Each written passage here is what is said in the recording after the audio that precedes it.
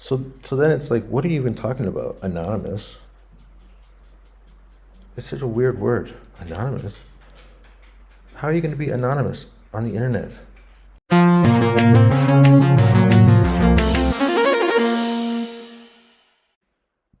Gordon, quiet. Hello and welcome to the Space Between Ideas. I'm Blaine Gates. Today we have a special little topic. It's called Why Jordan Peterson's Internet Not Anonymous. You might be familiar with the idea that he believes people on the internet have a responsibility to register with some kind of government ID.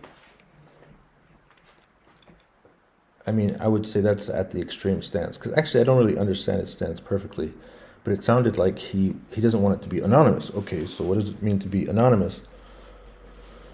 Well, it means that nobody knows who I am, or like which groups specifically know and which groups do not know who I am. So then it's like, what are you even talking about? Anonymous? It's such a weird word. Anonymous? How are you going to be anonymous on the internet? Like, step one, I have a computer, and everything that I do and say is stamped because it's made from this device. I'm connected to the Georgian internet. There's other people who have some relationship with these companies, and everybody knows I'm right here. So what are you talking about? Is this high school? Require him to, every time that he posts on Twitter, he should have to do something crazy like this. So I just decided to leave a post on his YouTube page. And, you could say, well, it sounds kind of crazy, because not everybody understands exactly what I'm saying. But the people don't really understand. These people, stupid people, man. I'm like, you're making too much fuss. You're making too much fuss. That's it. You're making too much fuss. Let's focus on something productive. That's it. That's it. Period. They're gonna crack all day and all night. Like, what is truth? What is morality? What is important? These are meta beliefs. These are foundational beliefs. Okay, but it's like, come on. It's like I'm studying like all these different languages. And what's the meta language? Do not compute. Exhibit number 1. You have to choose a country. You have to like narrow it down even further and further and further. Until what level? Until where are you? What are we talking about? Come back to anyways. It's vision. It's derived from higher values and beliefs. It always goes back to values, beliefs. You have to believe. I mean, the politician has to decide what is important, what is moral, and what is true. And then the people in the citizenry also have to understand how can they support different things which are important, moral, and true. Important, moral, and true. Important, moral, and true. Providing models that illustrate the diverse outcomes of different beliefs can enhance public understanding of complex issues. By presenting hypothetical or historical examples, societies can illustrate how certain ideas lead to outcomes that may differ from their intentions. I'm making this crazy comment, and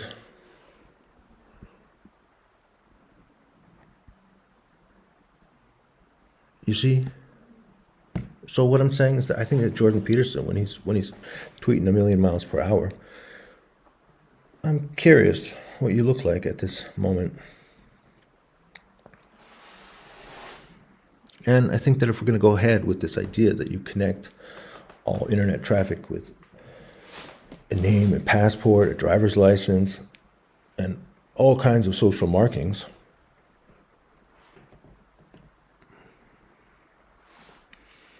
it seems that is not necessarily attached to this idea that Canada is still a safe and prosperous country. What? So I don't have any anonymity ever again? You want to end anonymity? Because you can't, like, you're not really very good at your relationship with social media service providers? It's like you walk into the casino and you're like, I'm going to change the rules of the casino. Yo, dude, this is not your casino. It's time Canada starts to be transparent.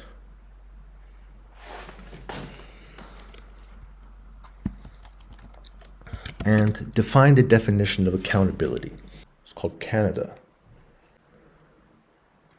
They're both blind. What happens when you end a video 3 times?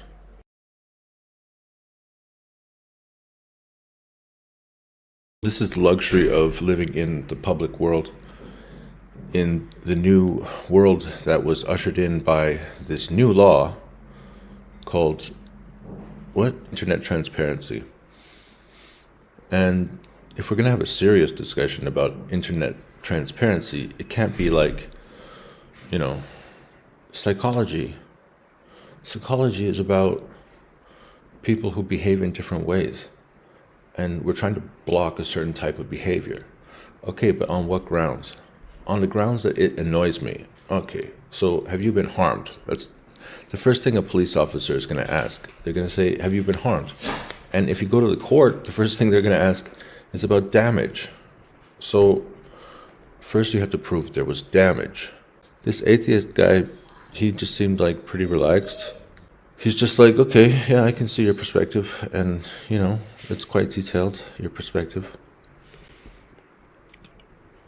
Anyways, it also threw up one of Peterson's early pieces. I don't know if it was on this channel. Maybe I watched it on my other YouTube channel. Anyways, it's interesting because he even used the word proclivities back then. And at least he used it once. Now he uses it like every other sentence. And the weird thing is, hold on a second, is he's talking about the same thing. He's like, all right, so look, I theorized. I think this is what he's really trying to say, like deep down. He's like, look, there's these great thinkers, and they were able to call something that happened in the future with clarity, and they explained how psychology would react in this way in society. And then when you realize, okay, so he's been talking about the story for so long, so it means that he also wants to have the ability to make a claim about the future, and he's hoping that his claim's right. Also, he's hoping to fight that claim because he feels like there's some aspects of the future society that might be benefited by an understanding of certain types of behavior. And particularly, he claims that the world seems to constantly choose violence and violence and violence and violence and control and pillage and rape and destroy and kill and, I mean, because he doesn't have a background in Mormon theology, he doesn't really understand how to express that in a more practical way. Like when he talks about Cain, he's like over dramatic, and it's more like, Gordon, why are you making all that? Gordon found a girlfriend, and I'm not letting them hang out, so I gotta whip him once in a while. That whip might come up soon. Depends on how much he cries. So the idea from Cain is quite simple. It's simply somebody who makes an agreement with other people. And then we have 2 channels. So we have the agreements that God introduces, and then we have the agreement which Satan introduces. And the agreement which Satan introduces is simply to agree with each other that we're going to tell the same story, and the story is going to corroborate our whereabouts when we conduct an act of violence for the purpose of gain. And in this case, violence means death. It means Gordon's dying. Gordon, are you dying?